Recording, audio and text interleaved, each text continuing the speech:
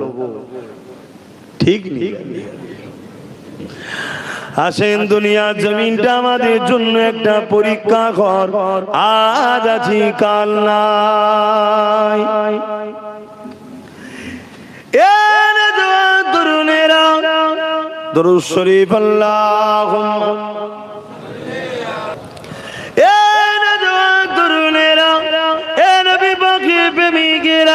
চিরস্থায়ী দুনিয়া কারণ আজ আছি কাল চলে যেতে হবে। আল্লাহকে রাজি খুশি এই দুনিয়া জমিন থেকে করতে হবে। পরকালে রাজি খুশি করার কোনো সিস্টেম নাই। এখানে আপনাকে রাজি করতে হবে, এখানে আপনাকে পরীক্ষা দিতে হবে। আপনি প্রতিটা নিঃশ্বাস ফেলার সময় আল্লাহর খুশির জন্য ফেলুন। প্রতিটা নিঃশ্বাস টানা জমায় আল্লাহ পাককে খুশি করার জন্য টানুন। কেননা আল্লাহ আপনাকে আমাকে দুটো চোখ দিয়েছে। যদি এই দুটো চোখ না দিতাম অর্থটা কি জিনিস বুঝতেই তো পারতাম না। যদি দুটো পা না দিত নিজের পায়ে হেঁটে কখনো নিজের কাজ করতে যেতে পারতাম না। যদি দুটো হাত না দিত এই হাত দিয়ে হালাল ইনকামটা করতে পারতাম না। আল্লাহ পাক যদি আমাকে তোমাকে দিমাগে সুস্থ না করত, এমন করে তেমন করে দিমাগ আল্লাহ না দিত, তাহলে তুমি আমি ব্যবসা কারবার কিছুই তো বুঝতে পারতাম না। শুধু বুঝা নয়, বাপ মার কাছেও তুমি আমি বুঝা হয়ে যেতাম। হ্যাঁ, এটা দুনিয়া, মনে রাখবেন 100 বার আপনাকে মনে রাখতে হবে। একদিন না, দুদিন, 3 দিন নয়, 4 দিন, একদিন তোমার জন্মদাতা বাপি বলে উঠতো, আরে এই ছেলেটা গেলিয়ে বড় পেরেশান হয়ে গেলাম, আরে এই ছেলেটা গেলি কোটি কোটি টাকা খরচ হয়ে গেল। একদিন তোমার কানে যখন এই আওয়াজটা আসতো, তোমার জন্মদাতা বাপ, তোমার জন্ম দুঃখিনী মা তোমাকে বোঝা মনে করছে। মনে দেখো তো দেখি তোমার দিলটা কত ভেঙে চুরমার হয়ে যেত। আমার আল্লাহ তোমাকে আমাকে তা করেনি, সুস্থ শরীর দিয়েছে, সুস্থ জিন্দেগি দিয়েছে, দিমাগ দিয়েছে, বুদ্ধি দিয়েছে।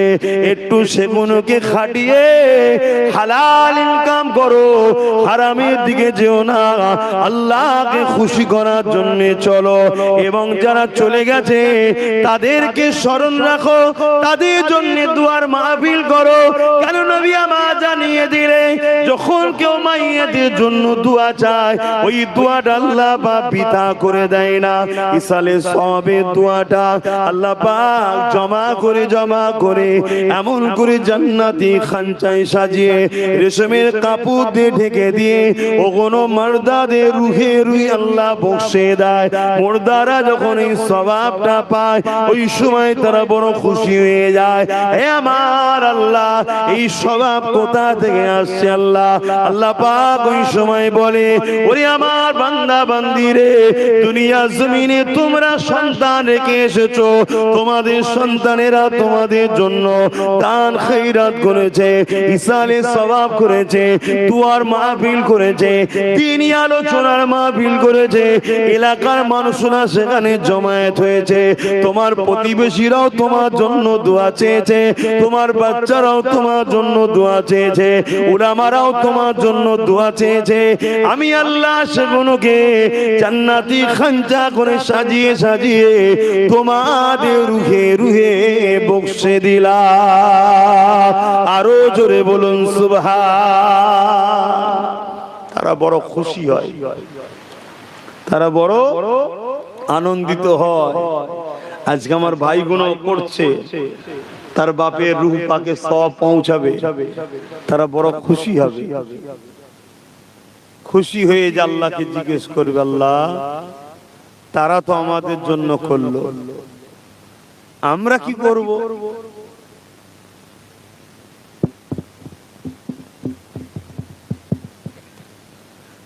তারা তো আমাদের জন্য করলো, আমরা কি করব? আমাদের তো কিছুই নাই। আবার পানি ঝরে এসছে নাকি?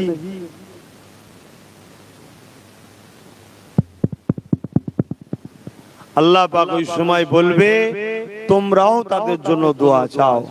ওই রূহ মুর্দাদের রুহানি দোয়া আল্লাহ তোমার আমার নসিবে কবুল করে। জোরে বলুন সুবহানাল্লাহ। তাই দাদু হোক, দাদি হোক, নানা হোক, নানি হোক, ফুপু হোক, ফুপা হোক, বাপ হোক, মা হোক, আত্মীয় স্বজন যেই হোক, সবার জন্য দোয়া করবেন, সবার জন্য ইসালে সওয়াব করবেন। দরুদ শরীফ আল্লাহুম্মা সাল্লি আলা, কেন এগুলো করিস, এগুলো বাদ দিন।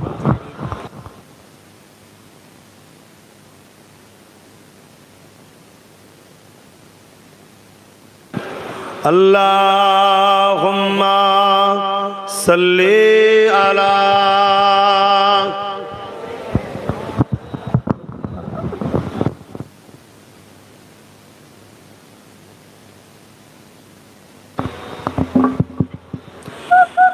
एक मैं ही नहीं उन पर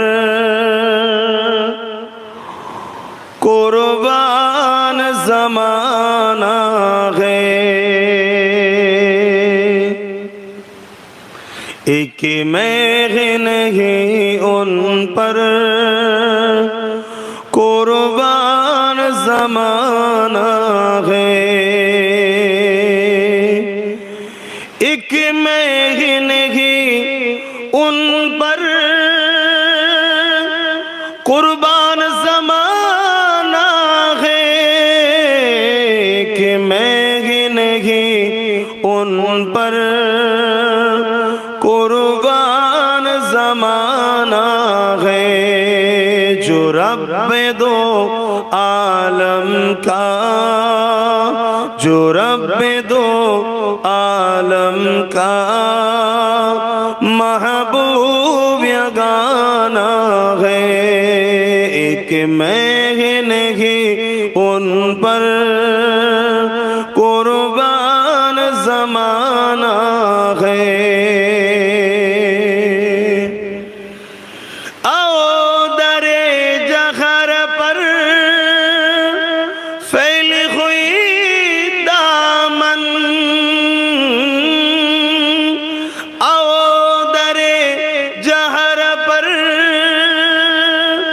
फैली हुई दामन, ये नस्ल करीमों की, ये नस्ल करीमों की लजपा खराना है, एक मैं ही नहीं उन पर कुर्बान ज़माना है। अल्लाहुम्मा सल्ली अला,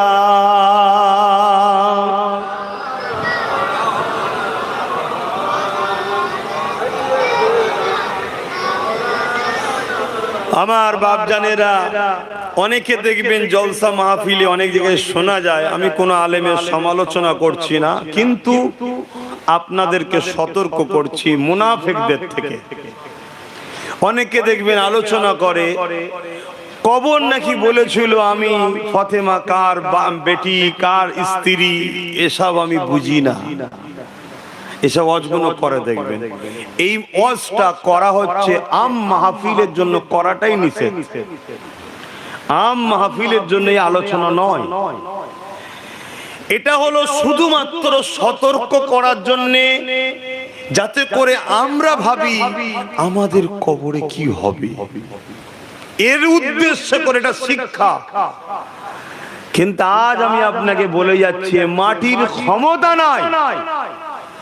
খাতুনে জান্নাত অনেক দূরের কথা, আপনার ঘরের যদি কোনো মেয়ে নিজেকে খাতুনে জান্নাতের চাকরানি মনে করে, নকার মনে করে, তাকেও কবরের ক্ষমতা নেই, রূপ ধরতে পারে। জোরে বলুন সুবহানাল্লাহ। কিন্তু এগুলোকে এমন ভাবে থ্রো করা হয়, এমন ভাবে বলা হয় যেন খাতুনে জান্নাত কি অপমান করা হচ্ছে। নাউজুবিল্লাহ। এটা তোমার আমার জন্য শিক্ষা দিবা, তোমার আমার জন্য এই মেসেজ যে কবর আমাদের জন্য বড় কঠিন জায়গা।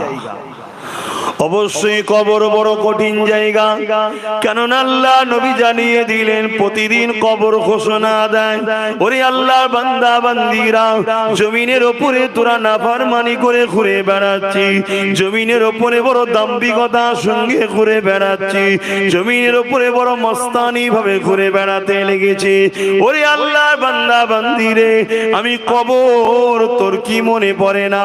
এই জমিনে নিজে তোকে একদিন আসতে হবে। আমি কবর বড় একা থাকার জায়গা, আমি কবর বড় অন্ধকার জায়গা, আমি কবর পোকামাকড়ের জায়গা, এখানে তোকে একদিন আসতে হবে। তার জন্য তুই প্রস্তুত নিয়ে আয়, তার জন্য তুই তৈরি হয়ে আয়। এই যুবকেরা, ইমাম বুখারী মুসলিম বলে কবরের জমিনে যখন মানুষকে রাখাবে, ওই কবরের জমিনে আল্লাহ আমার রাসূলুল্লাহকে তাশরীফ নিয়ে এসে থাকে। এবং ইমাম বুখারী মুসলিম বলে ওই কবরের জমিনে একটা প্রশ্ন হবে, আমার রাসূলুল্লাহকে দেখিয়ে প্রশ্ন করা হবে, ইনি মুহাম্মদ রাসূলুল্লাহ, ইনা সম্বন্ধে তোমার দুনিয়াতে কি ধারণা ছিল, ইনা সম্বন্ধে তোমার দুনিয়াতে কি রায় ছিল? যদি তোমার আমার দুনিয়ার জমিনে রায় হয়, আরে খাতুরে জান্নাত কেউ কবর ছাড় দিচ্ছে না, এই রকম যদি মেন্টালি হয়, ওই কবরের জমিনে তোমাকে ধরা পড়তে হবে। কেন রাসূলুল্লাহ জানিয়ে দিয়েছে, খাতুনে জান্নাত ফাতেমা হলো আমি রাসূলুল্লাহ আমার শরীরের অংশ, নবী নূর ফাতেমা শরীরে, রাসূলুল্লাহ শরীরের টুকরো, খাতুনে জান্নাত নূর। আকীদা কি ছিল বলো? তার আগে আমরা অনেকে সবাই শুনেছি তিনটে প্রশ্ন কবরে হবে, এটা ঠিক, এটাও হাদিস। তিনটে প্রশ্ন হবে, মান রাব্বুকা, তোমার রব কে, মা দিনুকা, তোমার দিন কি, আরেকটা প্রশ্ন রাসূল